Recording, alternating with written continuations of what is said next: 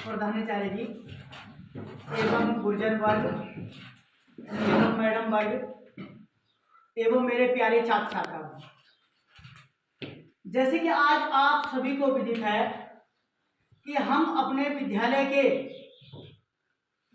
इस हॉल में मां सरस्वती के चरणों में डॉक्टर भीमराव अंबेडकर की जयंती को मनाने के लिए एकत्रित हुए हैं।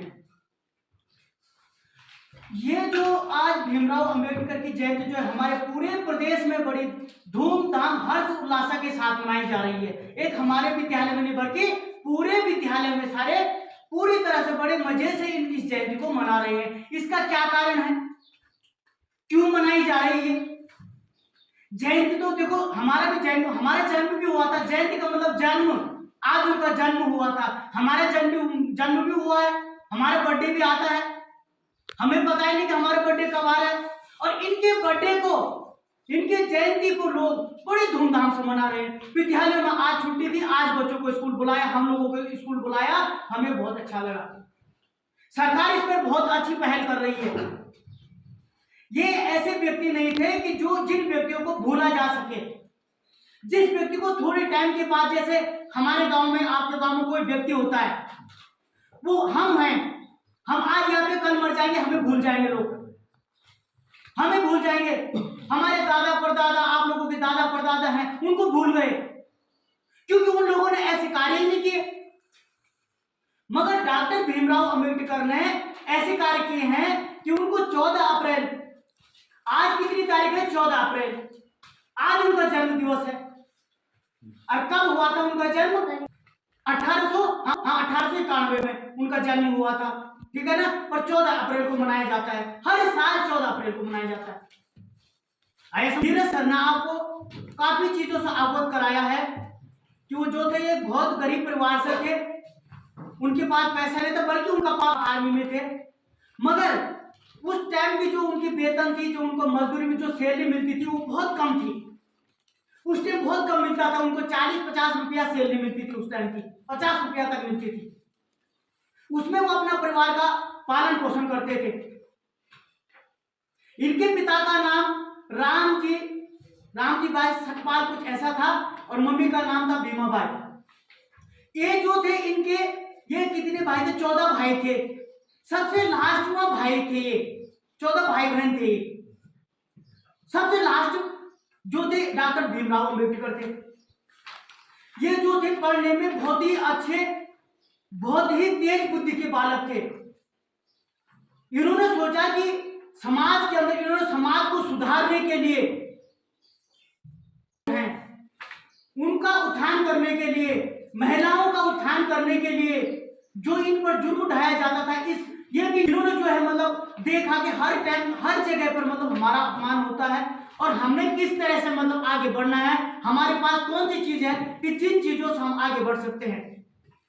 इनको विद्यालय में ले जाया गया, विद्यालय में गए ये। इनका जन्म कहाँ हुआ था?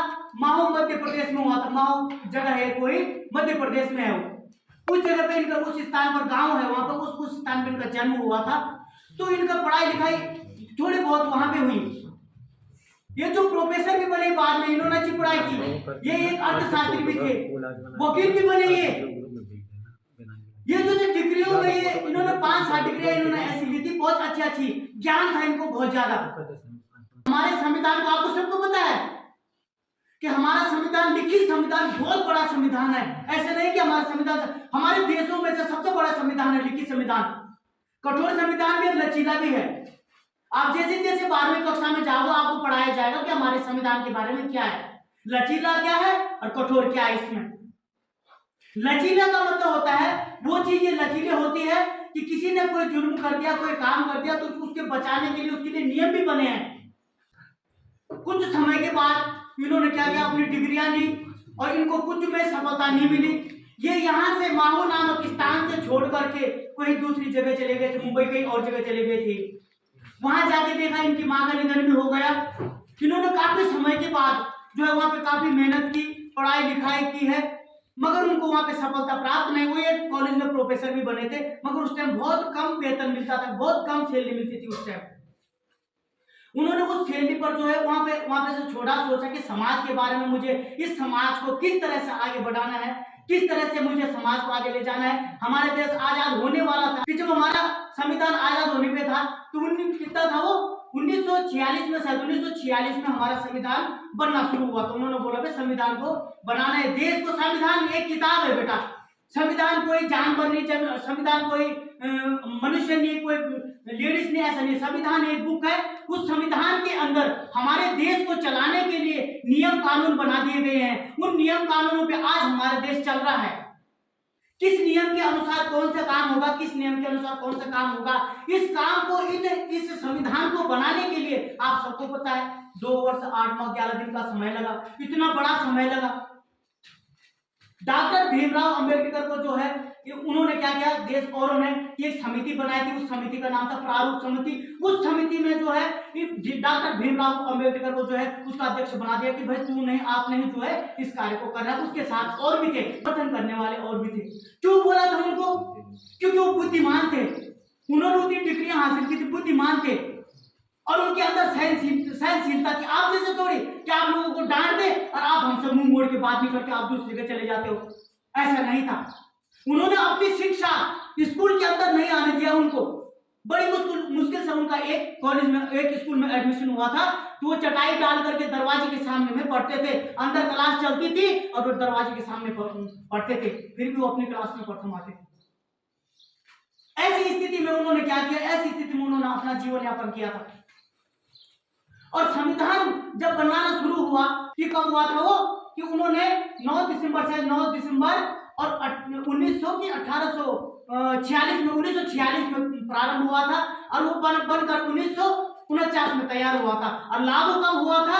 26 जनवरी 1950 को लागू हो गया था। 26 जनवरी को हम तभी मनाते हैं, उस दिन हमारा संविधान बना था, बहुत खुशी मनाई गई थी। आज डॉक्टर भीमराव अंबेडकर को इसलिए हम याद करते हैं। आज हम यहाँ पे टीचर बन के आप लोगों के सामने खड़े हैं, आप स्टूडेंट बनकर हमारे सामने बैठे हो। आप सारी नीति नियम किस तरह से इस विद्यालय में चलना है, किस तरह से टीचरों की नियुक्ति होगी, किस विभाग में किसी ने किसी के साथ गलत मारपीट कर दिया, उसके लिए कौन सा नियम है, कौन से नियम के अनुसार उनको सजा दी जाएगी, देश को किन नियमों के अनुसार चलाना है, उस बुक के अंदर है। उसको बोलते संविधान। संविधान उसके अंदर बनाया गया है। ऐसा नहीं है संविधान कि कहीं क्या पता अम्बेडकर जी और क्या पता तब मर गए होंगे, ऐसा नहीं। उन्होंने अपने देश के लिए, अपने समाज के लिए, अपनी महिला समाज के लिए बहुत ज्यादा त्याग किया, बहुत ज्यादा उन्होंने अपने समाज के लिए अपनी पूरी जिंदगी को कुर्बान कर दिया। इसलिए सरकार भी चाहती है कि आप लोगों को इस ज्ञान को दो, कि ताकि आप लोग भी इस ज्ञान को सीखे आगे, कि तुम्हें तो आप लोगों को भी जीवन में कुछ करना है। जीवन में कुछ उनका आज जयंती को मनाने का कारण है कि उन्होंने देश के लिए ऐसा किया, मगर हमको भी कुछ ना कुछ अपने देश के लिए करना चाहिए। हमसे कुछ ना हो पर हम गलत काम तो ना करें, सही रास्ते पे चलें। इसलिए आपको आज तुम लोग विद्यालय आते हो, हम आपको यहाँ पे ज्ञान देते हैं। आप विद्यालय में ज्ञान लेने के लिए आते हो। ऐसे नहीं कि हमारे विद्यालय के अंदर बॉल रखी है और बैठ रखा, बॉल को जेब में लेके आप घर निकल जाओ, इसलिए नहीं। डॉक्टर भीमराव अंबेडकर छोटे से उनको एक स्क्वायर से मिली थी जिसको वजीफा बोलते हैं, ठीक है। उस टाइम उनको वजीफा मिली थी, शायद 25 रुपए कुछ ऐसे मिलता। उस वजीफा से वो अपने वहां गए थे, क्या बोलते हैं, मुंबई गए थे अपनी डिग्री प्राप्त करने। उससे उन्होंने अपना खर्चा चलाया था। ऐसी बहुत सारी चीजें हैं जिन चीजों को यहाँ पे मतलब इतना टाइम भी नहीं है कि हम इतनी चीजों को यहाँ पर बता सके।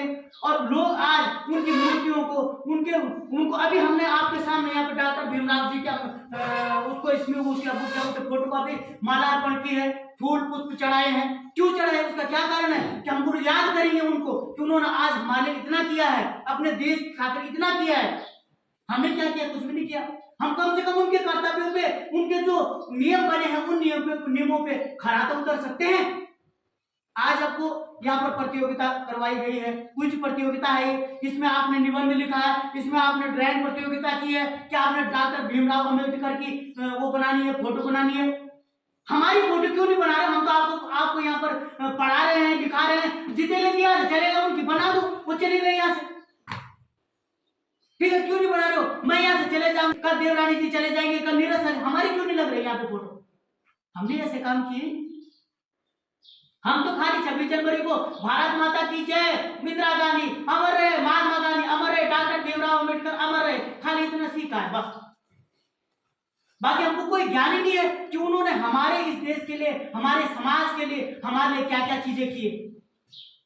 तो मैं आप लोगों से एक ही चीज कहना चाहूंगा, जिस प्रकार से उन्होंने हमारे समाज के लिए, हम लोगों के लिए ऐसे इतने कार्य किए हैं, हमारे देश को चलाने के लिए इतना बड़ा कानून बनाया है, तो हम उन कानून को ना बनाए पर उस कानून के जो अंदर जो नियम बने हैं उनका पालन करेंगे। और मैं अपने शब्दों को यहीं पर विराम देता हूं।